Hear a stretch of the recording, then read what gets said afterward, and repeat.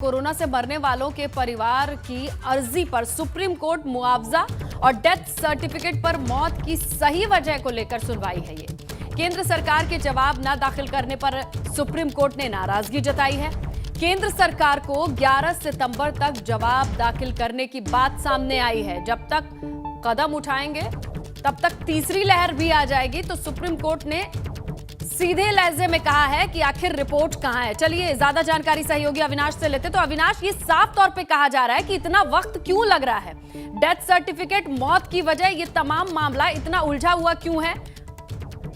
जिनको इसमें लगता अगर बात करें तो जिस तरीके से कोरोना से जिन लोगों की मौत हुई है उनको मुआवजा देने की मांग तमाम सारे याचिकाओं में की गई है, जिसको लेकर सुप्रीम कोर्ट ने केंद्र सरकार से कहा था कि आखिर जिनकी मौत कोरोना से हुई है उनको मुआवजा देने के लिए केंद्र सरकार क्या प्लान बना रही है। इसके साथ साथ उसने केंद्र सरकार से ये भी पूछा था, क्योंकि कई सारी याचिकाओं में ये कंप्लेन की गई थी कि जिनकी मौत कोरोना की वजह से हुई है, जब डेथ सर्टिफिकेट जारी हो रहा है उसमें कोरोना की वजह से मौत न लिखकर कई अन्य कारणों से मौत लिख रहे हैं। इसको लेकर भी सुप्रीम कोर्ट ने केंद्र से जवाब मांगा था, लेकिन केंद्र सरकार ने अब तक जवाब नहीं दाखिल किया था। जिसके बाद आज सुप्रीम कोर्ट ने सख्त टिप्पणी की है और सख्त लहजे में क्या कि 11 सितंबर को हर हाल पे अपना जवाब दाखिल करे, अन्यथा सुप्रीम कोर्ट कोई ना कोई फैसला देने तो मजबूर होगा। तो ये सख्त लहजे से उन्होंने कहा है अब 11 तारीख तक केंद्र सरकार इस पर अपना जवाब दाखिल करने की। अब देखना है केंद्र सरकार क्या जवाब दाखिल करती है और आगे सुप्रीम कोर्ट की किस तरीके से सुनवाई होती है इस पर। बिल्कुल अविनाश, शुक्रिया आपका तमाम जानकारी के लिए। जहां केंद्र सरकार को 11 सितंबर तक जवाब दाखिल करना ही होगा, सख्त लहजे में सुप्रीम कोर्ट ने ये बात सामने रखी है।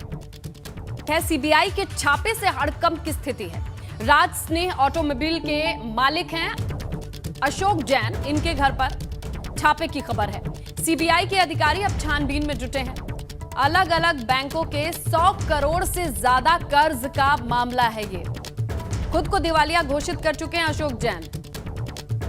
ज्यादा जानकारी सहयोगी सुधीर से लेते हैं। सुधीर, क्या जानकारी मिल रही है? 100 करोड़ से ज्यादा का कर्ज, खुद को दिवालिया भी घोषित करने की अपील कर चुके हैं। अब कैसी जानकारी मिल रही है?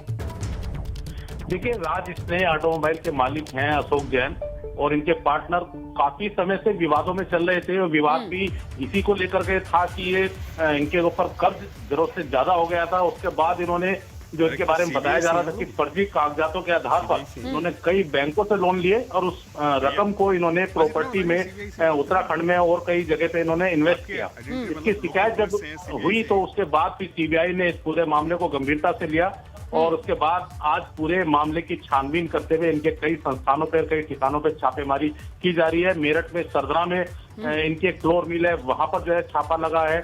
इनके आवास पर टीम पहुंची हुई है और फिलहाल जो है सीबीआई की टीम पूरे मामले की जांच में जुटी हुई है। जी बिल्कुल। और किस तरीके की अंदर की डिटेल, पर्दे के पीछे क्या कुछ कहानी चल रही है, इस बारे में कोई जानकारी है क्या?